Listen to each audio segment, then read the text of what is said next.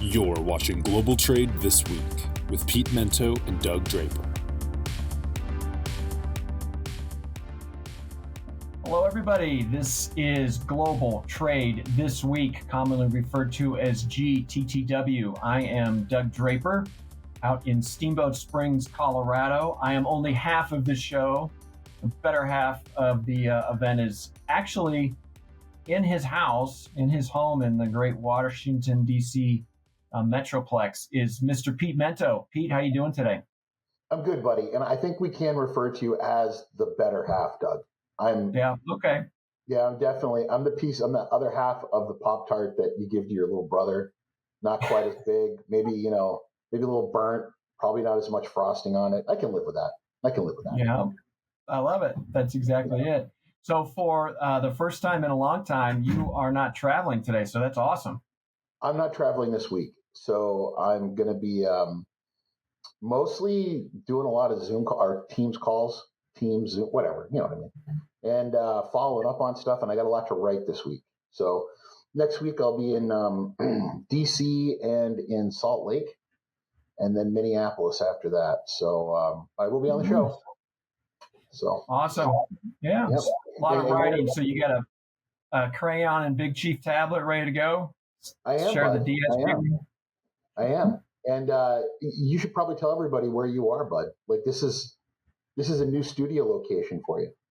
Yeah. So I officially moved to Steamboat Springs, Colorado. I've been kind of half in, half out for several months, but I am here, full lock, stock, and barrel. So this is the new cubicle, right? Or the new phone booth where you can come in and close the door and have a little bit more quiet. So I'm hoping it. Keenan's a wizard, so I'm sure it'll sound okay. But yeah, it is beautiful in Steamboat, and looking forward to doing the show. First Global Trade This Week in Steamboat.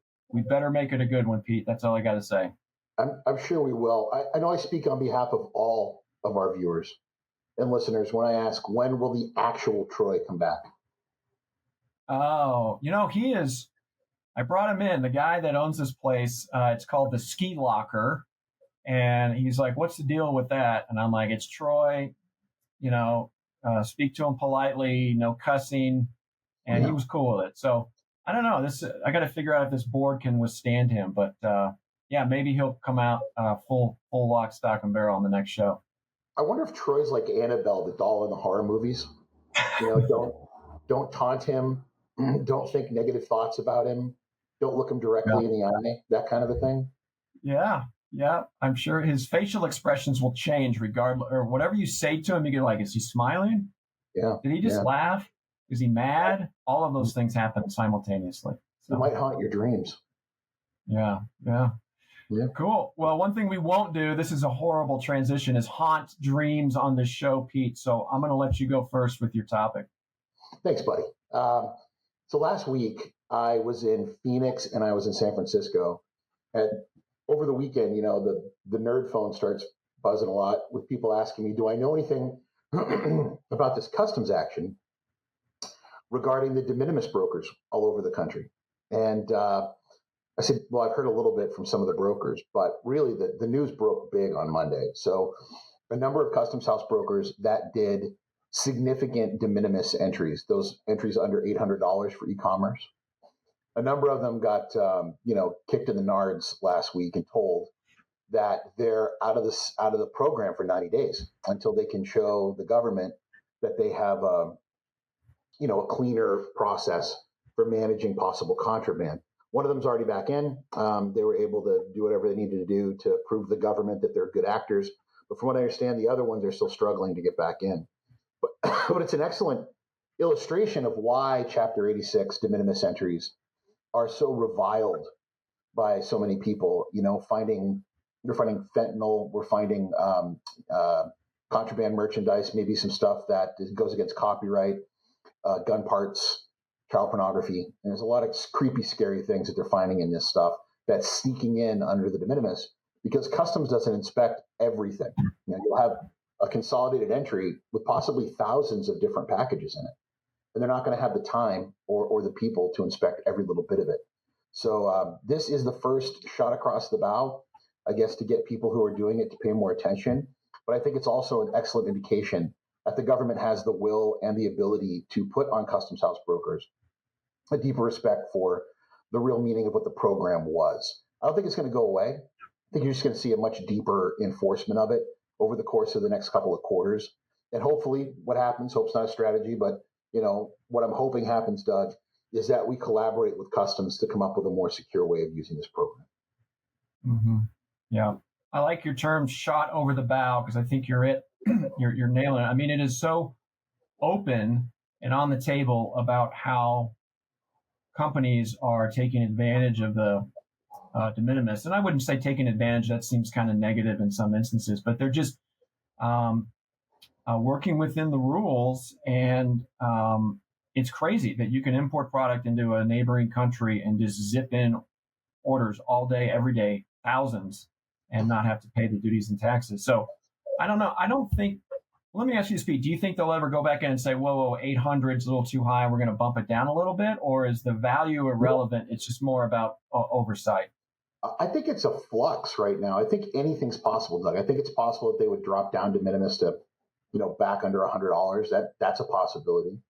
What I think is more likely to happen here is that you're going to have strict enforcement, because the companies that are purveying the service aren't necessarily doing enough work to understand who's using it. And the broker will normally act as the importer of record in these instances. So they're taking on all kinds of liability and responsibility. They need to realize that when they're offering the service. And I think that's what customs is trying to do, is to bring a little more individual responsibility to deciding a broker is going to do this kind of work.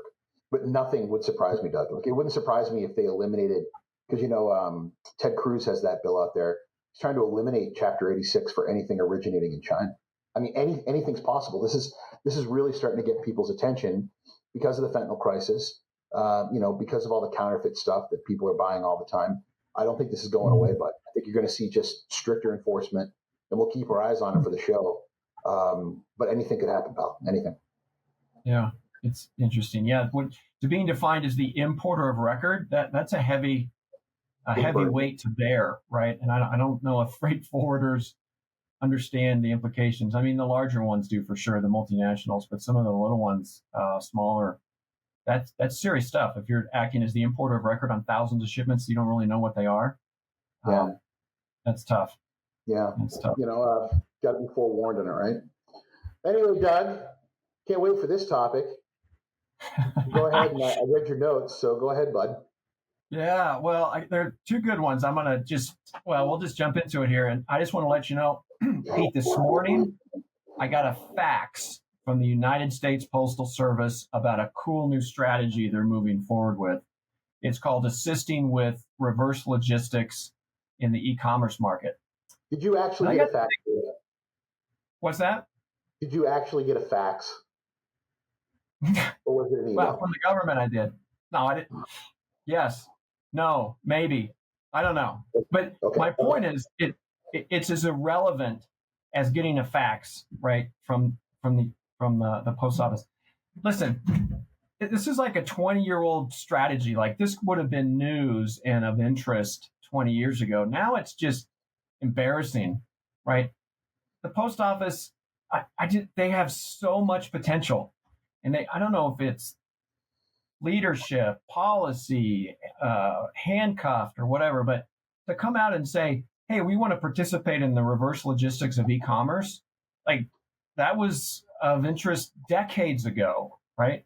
And so I don't know where they're coming from or why this is even news. They have this amazing machine.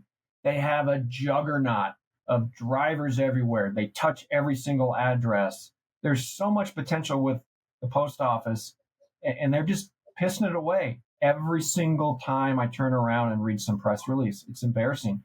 So that's the one piece. The other piece on this returns thing, Pete, I was at a conference in Philadelphia last week on e-commerce, and it was more towards larger furniture and bulk items. Think of like knockdown furniture from IKEA, or purple mattresses that come to you in a box, or a couch that's in 3 boxes and you put it together. So the underlying theme is re-commerce, and once it's in market, keep it in market.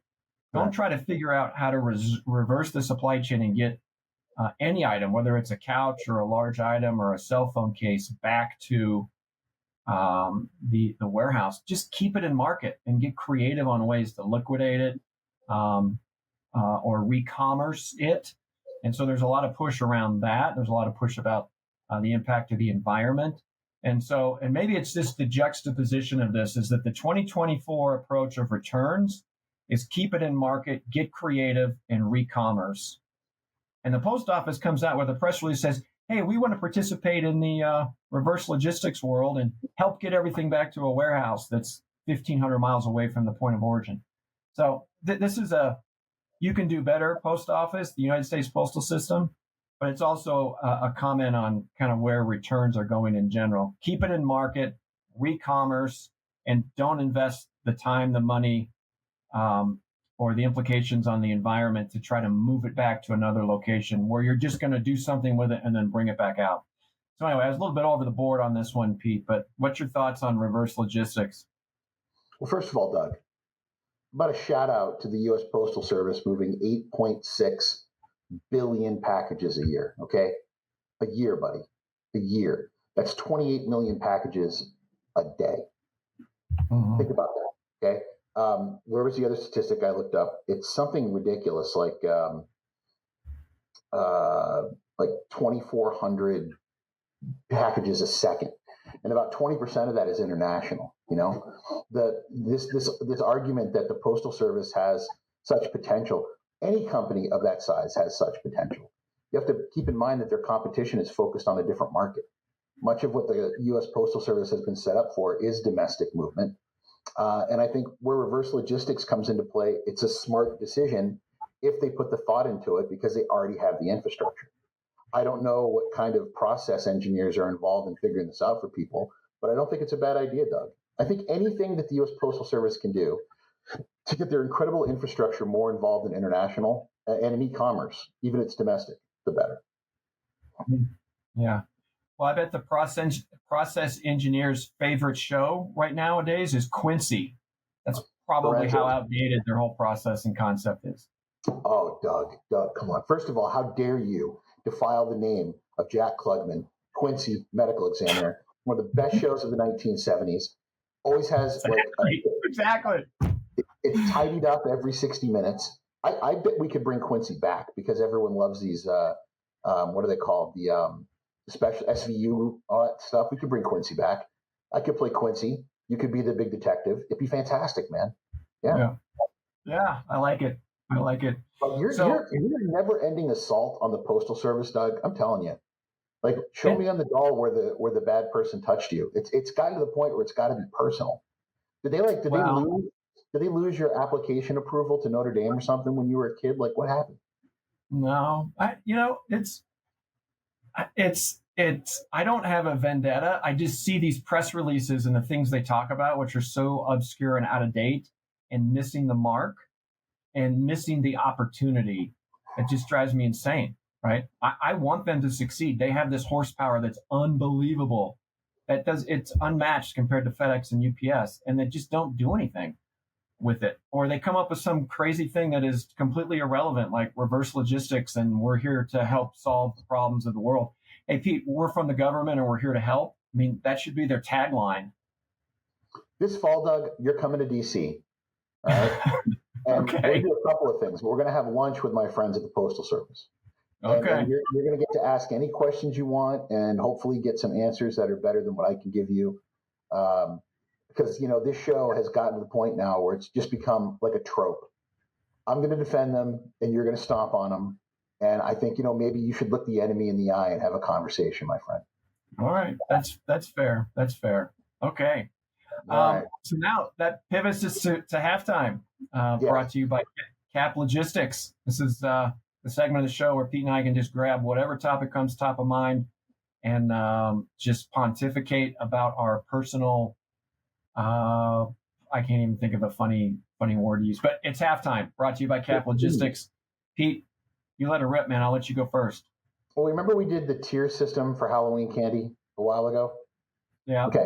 I have I've been craving cereal I haven't had it, but I've been craving cereal. And so I wanted to introduce my 4 tiers of cereal, the first tier being the lowest up to tier 1. So tier 4, this is mostly made up of your adult cereals. So these are my favorite adult cereals, okay? So in here you have Raisin Bran, which I think is just a classic, positively wonderful. Special K, also in my adult cereal bin.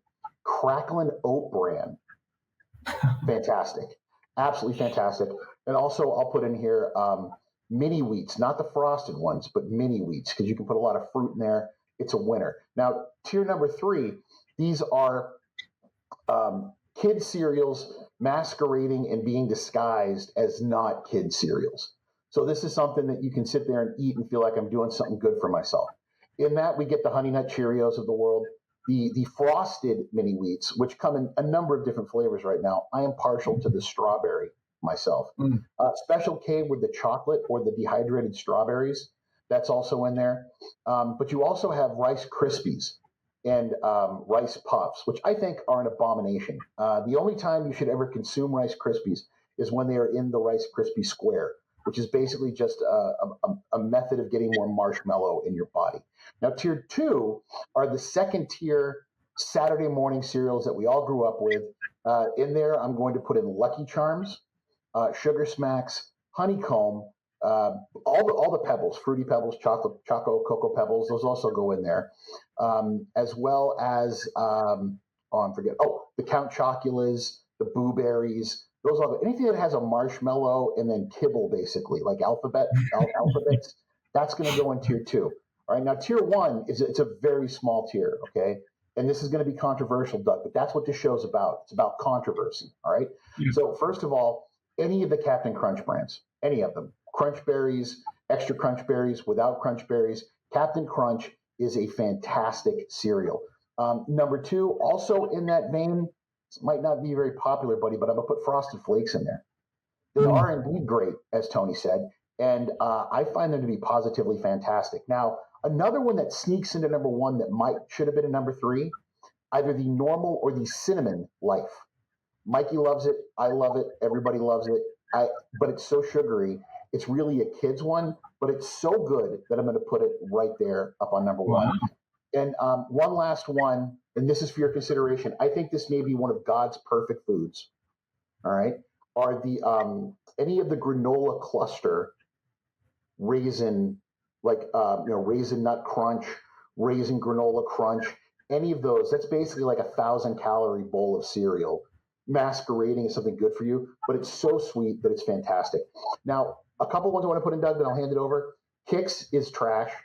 I don't care for it in the slightest. And the other one I'd put in there are the grape nuts. What the hell is a grape nut? Why are we including it in the cereal aisle? Whoever decided this should be a child's breakfast needs to be drug out of their house and have the bottom of their feet beaten with a cane. So there you go, Doug. The 4 tiers of breakfast cereals. Wow. Yeah, I like them all. Two quick comments. One, the cereal that's a gigantic wafer of fiber that just sits in the bowl. It's like this big, right? And I think you have to be north of 70 in order to purchase that in the grocery store. The second piece is I was just thinking, this, I'm not even kidding. I'm not even kidding with this. My parents used to smoke, and they had those beanbag ashtrays, right? The ones that you could put in, they would just form wherever they are. And I remember my mom pouring a bowl of Cookie Crisp while she's smoking a grit and putting it out by the beanbag while she's filling my Saturday morning cereal, Cookie Crisp. So that's a whole lot of information I just shared about my family history that may or may not be supposed to be shared. But Cookie Crisp goes into another category of cereals that taste better without milk. I like Cookie Crisp right out of the bag. I'm also a fan of Cinnamon Toast Crunch that way. But if you put milk on them, they fall apart too quickly. So call me a conservative breakfast guy. Cereal needs to hold up in milk. Yeah. So there you go, Doug. Strong opinions on breakfast.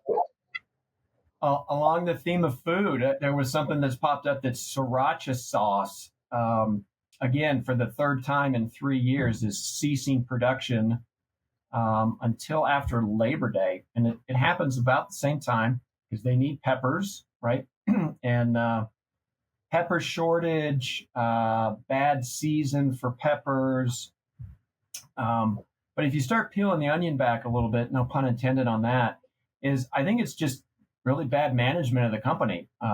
There's kind of this fight between their main pepper distributor and is it Huang Foods, I think? Again, I don't have it right in front of me. But anyway, I think that they're pitching the fact that there's a problem with the pepper itself, but I think in reality it's a vendor management issue, and they haven't diversified. So they're in a pissing contest with one of their largest pepper suppliers, and they took each other to court, and Sriracha lost, and it's a little bit nutty. So anyway, it's a big sauce. It's like the third most popular sauce in the United States, and they are ceasing production until after Labor Day. So it's going to be like toilet paper during COVID, man. You better get to the grocery store and reach on that third or fourth level so you can grab the extra sriracha sauces, because it's gone for this summer. So, Doug, the only time I enjoy the sriracha sauce is when I have pho, the Vietnamese soup.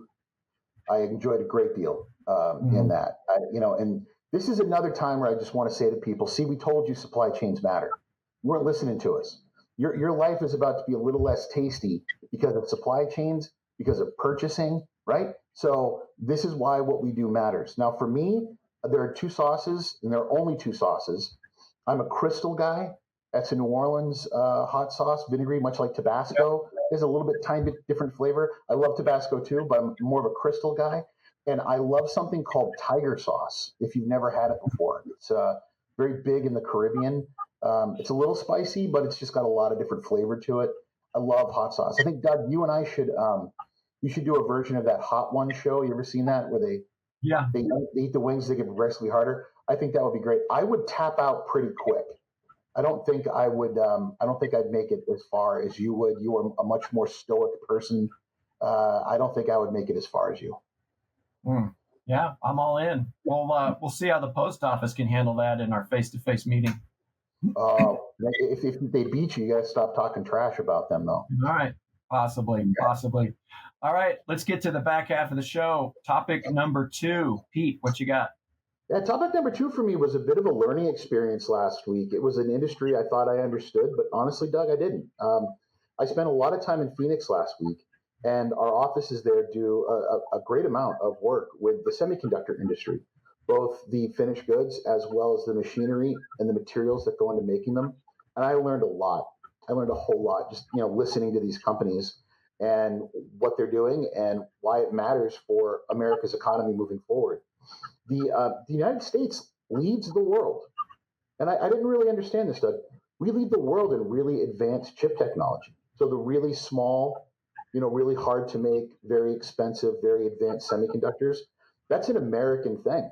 And we're working hard as a nation, the Department of Commerce, BIS, and these companies themselves to control that technology, to keep it out of the hands of primarily China, who's having a very difficult time managing any type of real competition with us because they can't get the machines that make the really cool, difficult to make stuff, and they can't get the technology to make the machines. I mean, it's a whole, like you said, supply chain from start to finish. And since chips are in everything, and they keep getting smaller and smaller and more advanced, there's a big reason, right, why the United States has invested so heavily in making more fabrication facilities and getting involved. I was at a facility last week that had 30,000 new employees, basically, done, just like out of thin air. And they're going to be finding another 30,000 on top of that. So lots of good jobs, lots of great leading edge technology jobs here in America based on an innovation economy, but also a lot of hard work when it comes to compliance. Because we're always talking about what we think is going to happen. I believe over the course of the next 24 to 36 months, you're going to see a real lockdown because of those 301 tariffs and all the rest of it, a real lockdown on ensuring that this technology doesn't leave the U.S., just even more efforts on working hard to ensure this advanced technology doesn't leave the country. Yeah, very cool. Yeah, you hear like the CHIPS Act that came in a couple years ago, just talks in generalities of it. So that's nice. You had a chance to do a little bit of education. And, maybe the semi chip is kind of the secret sauce, right? And maybe that'll help expedite domestic manufacturing or nearshoring in the sense that we already got the magic sauce. We have the secret ingredient that's going to make this device or this item or this toaster or whatever more efficient, more effective, and better all the way around. Maybe having that secret sauce here in the United States, developing it. I know the plant down there in Arizona is just ungodly huge and powerful and to the economy and everything else. So maybe this is the quote unquote secret sauce that will help elevate domestic manufacturing again. I agree, Doug. And the sheer brain power that goes into these, the knowledge. I was in a meeting where one of our customers was explaining how their machine worked, and I'm a pretty clever guy, Doug, but just to sit there and, first of all, who thinks this stuff up? Like, what type of Mensa genius just sits there and says, here's what we're going to do for this next level of technology. And then the fact that they're just getting better and better, making those leaps into how technology goes. It was just an incredibly impressive display of what the human mind can do. It was incredible. It was incredible. Good. All right, buddy, take us home. Yeah, I'll wrap it up with with some ocean freight. You and I spoke about it last week with you and I were kind of on a joint, I wouldn't call it a sales call, but logistics education with a friend. And we talked a little bit about it, but ocean freight and rates, and you better look out. It's starting to come around as far as the spot market, seeing rates starting to creep up and creep up pretty darn quick. Well, in addition to that, there was Maersk just came out with a press release that said, yeah, we got some problems with congestion and scheduling, and we're going to implement some blank sailings. We're going to cancel some schedules, demand, operational issues. This is finally the result of the Suez Canal and lines starting to go around South Africa. Things aren't put where they're supposed to be. These mega vessels are designed to go into certain ports only, and now they can't. So there's like some transloading going on. So a mega ship comes in and they're putting the product on smaller ships to get to these ports. And we're seeing the trickle down effect of everything. We talked about it several months ago. Now we're seeing the implications, and it's happening right before peak season. And so everything's out of whack, right? And in order to try to rebalance, sailings are starting to be canceled, blank sailings going on. And the fact that Maersk, who is absolutely a top tier provider, is publicly explaining this and making a statement that they're having trouble, you guarantee that all the second and third tier steamship lines are like, oh, all right, well, if Maersk can say it, then we can now finally say it. And I think you're going to see a lot more press on this and a lot more things percolating to the top where the schedule imbalance, the chaos that these port closures and not going through the Suez Canal is starting to reap its ugly head, and it's happening right before peak season. And even if you're not in the spot market, there's going to be implications and increased costs. So it'll be interesting to see. The last thing, and I'm not even going to comment on this because maybe we could talk about it in the future, is this a strategy to bump the bottom line of some of these companies, or is it real? Now that's a little bit of a different topic. We don't have to get into it, but the big picture is chaos is ensuing, and we are going to be paying a lot more on ocean freight rates in the upcoming months. Yeah, Doug, the whole conspiracy theorists about the cartel, quote unquote, of ocean carriers are just using this as an excuse to raise rates. I don't want to buy into that, right? And I've had a lot of my friends that love to buy into that. I want to believe that this is a supply and demand issue, but they're being smart about not putting too much demand out there. I mean, we want them to make money, Where this has really been getting my attention is when I sit in on sales calls, because I don't talk about ocean freight. We have much smarter people in my organization that do that. I have a counterpart, Ben Kaufman, who's incredible, and he'll talk your ear off about it. But with regards to that issue, what I keep hearing is companies that decided they were going to play on the spot market because of how soft it was, They've got 60, 70% of their bundle they're going after spot are really getting it in the teeth right now. They're really getting punched hard. But then there's also people who are being told that their contract rates are going to get messed with, right? There's going to be all kinds of unforeseen increases based on what's going on in the global economy. And that's this, we're reliving COVID again with that. I thought I had agreed space. I thought I had an agreed rate. I thought we had all this on a contract, but they're being told that that's not necessarily the case. And there's nothing that will more quickly erode trust in a provider than a bait and switch on capacity and on cost. So I really hope that the combined industry learned their lesson during COVID. And I hope's not a strategy. I say that a million times a week. But someone should be thinking a little harder about where this is going to end up when it comes down to trust. So I think we're eroding even more of it as we speak, Doug, and it's a problem. Yeah. Well, I guarantee in every one of those contracts, there's a force majeure clause that probably says something about war. Yep. And that's exactly what's happening. And that's why we're in these situations. So there opens up the opportunity, even if you think you're protected because you have contract rates, force majeure, war, doesn't matter. Here's your new rate type of thing. So, but the bigger piece is the trust factor. Who can I trust if I thought I was protected in a contract rate environment? Great point. Agreed. And those contracts, as you pointed out, another great point. There's all sorts of things that float, like BAP. You've got all kinds of adjustments that happen with GRIs throughout the year. So there are opportunities to make changes, but normally we see those coming. Having your contract rate played with, as we're both saying, it eliminates a lot of trust between the two parties. So another great show, another great halftime, another day of my life spent with Doug bashing the USPS. So there's some consistency here. But more importantly, a great show. We want to thank everyone at Cap Logistics for their enduring support on our need as the two old men in the balcony in the Muppet Show to just complain about things every week.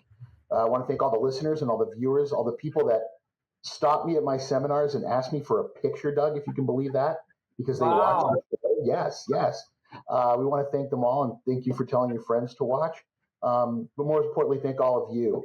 And remember, we'll be back next week with another episode because it's happening in global trade, global logistics, or the economy. We'll be talking about it right here on Global Trade this week. Thanks, Doug.